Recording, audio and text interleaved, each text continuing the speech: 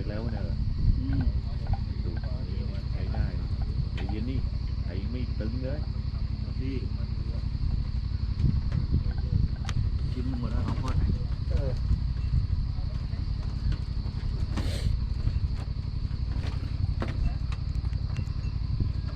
รับมาถ่ายรูปนึกว่าอะไรนะ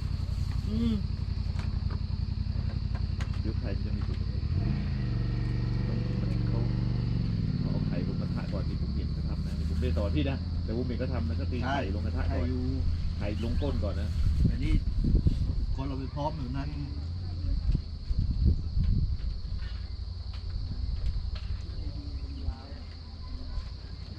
สอนก็ได้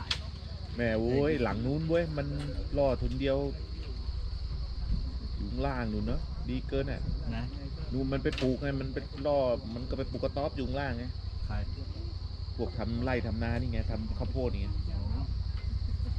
เจ้าถิ่นเนี่ย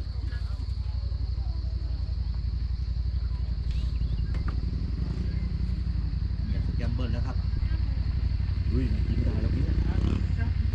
จังเห็นตุกหน่อยสิแกมเบิลครับผัดไข่หรือต้มไข่คนจะคนมา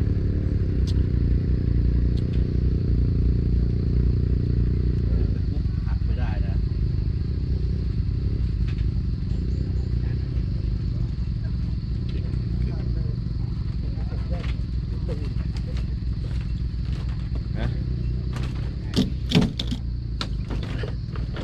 มึงจะลงทางไหนเนี่ยกูยังคิดไม่ออกเลยเนี่ยเขามีทางรู้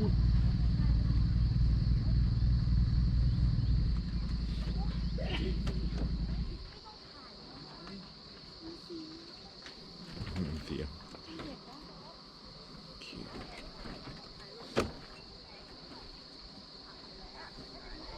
จริงๆแล้วแป๊บนึงนะครับเดี๋ยวผมทำให้นะครับ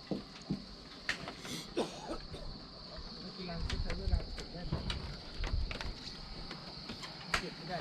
ครับทะเลหมอกกอเซโลเป็นอย่างนี้นี่เอง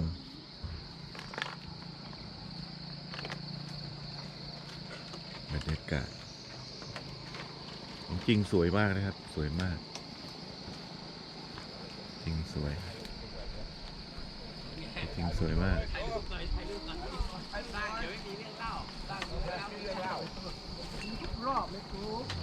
อะไรก็ยังไงครับ